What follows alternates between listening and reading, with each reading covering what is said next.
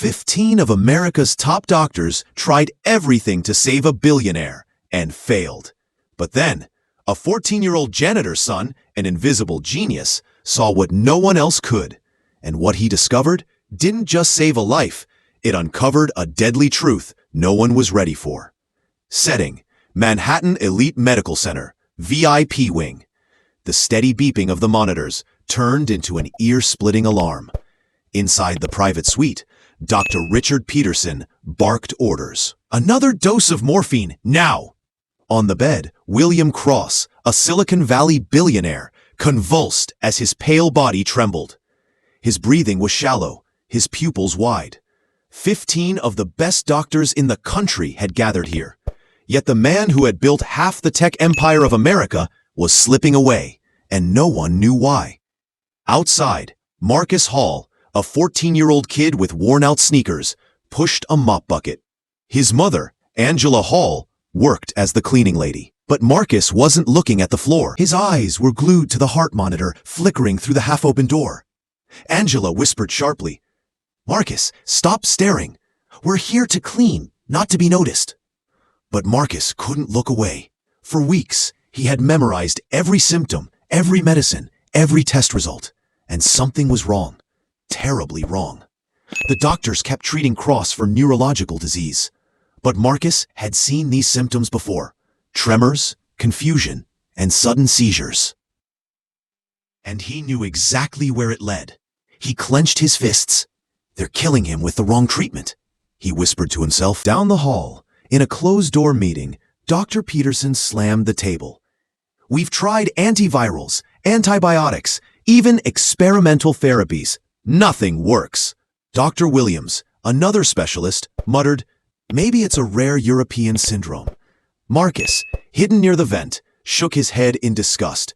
Rare syndromes? He had spent nights devouring abandoned medical books, memorizing procedures, even reading discarded autopsy reports. He knew this wasn't rare. It was obvious. But who would believe a janitor's son?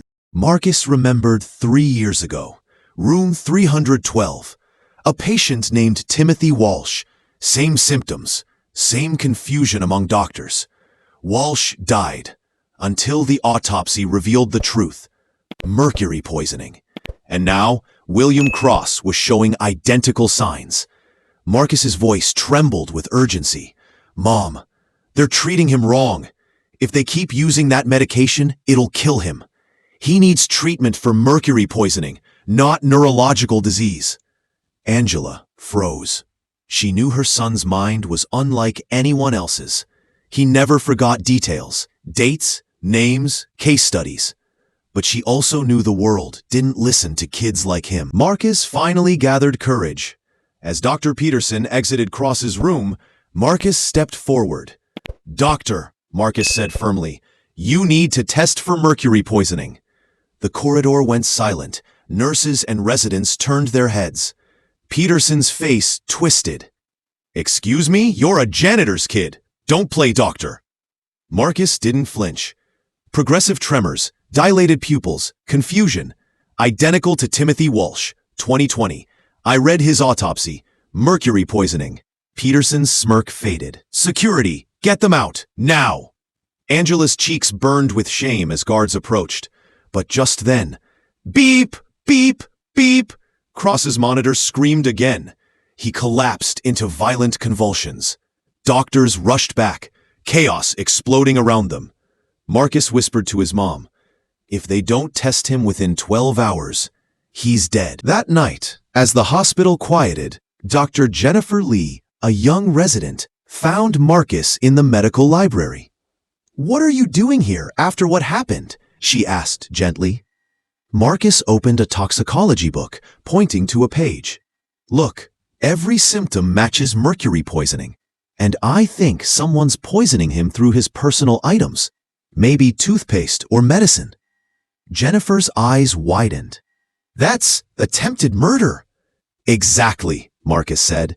"I need your help. We need proof before Peterson shuts me down again." During the next shift change, Marcus slipped into Cross's room. He examined the billionaire's belongings: aftershave, imported toothpaste, painkillers. Then he saw it. The toothpaste shimmered with a faint silver hue. He scraped a sample into a small vial. Suddenly, "What are you doing?" Dr. Peterson stood at the door with security guards. "Collecting evidence," Marcus said calmly. "Evidence?" Peterson scoffed. "This is a hospital, not a detective show." Before security could drag him out, Dr. Jennifer Lee stepped forward. "Wait, we should hear him out. Cross is deteriorating fast. Nothing else works." Marcus held out the vial. "Test this. If I'm wrong, kick us out forever. But if I'm right, you'll owe me more than an apology." For the first time, Peterson hesitated. The boy's confidence was unshakable. 2 agonizing hours later, Peterson returned with a pale face. The lab results: positive. Lethal levels of organic mercury in the toothpaste. The hallway froze. 15 renowned doctors stared at a 14-year-old boy who had just outsmarted them all. Marcus spoke firmly. "Start treatment with dimercaprol, 50 milligrams per pound, intramuscularly, every 4 hours. Peterson opened his mouth, but stopped. Arguing would only expose his failure. Cross's treatment began immediately. Within hours, his vitals stabilized. Color returned to his face. The billionaire was finally on the road to survival. But Marcus wasn't satisfied. "Someone poisoned him intentionally," he told Jennifer. "We need to find out who." Jennifer nodded gravely. "You just saved America's most powerful billionaire. Now we need to uncover who wanted him dead." As Marcus stared through the hospital window at the skyline of New York City, he whispered, "Sometimes being invisible is the greatest power. Because when no one sees you, you see everything." This story isn't just about a boy saving a billionaire. It's about the brilliance that society often ignores because of age, color, or class. Genius can come from the most unexpected places, and sometimes the person you overlook may be the only one who can save you. Fade out with suspense music. Screen text. Who poisoned William Cross? The truth will shock the world.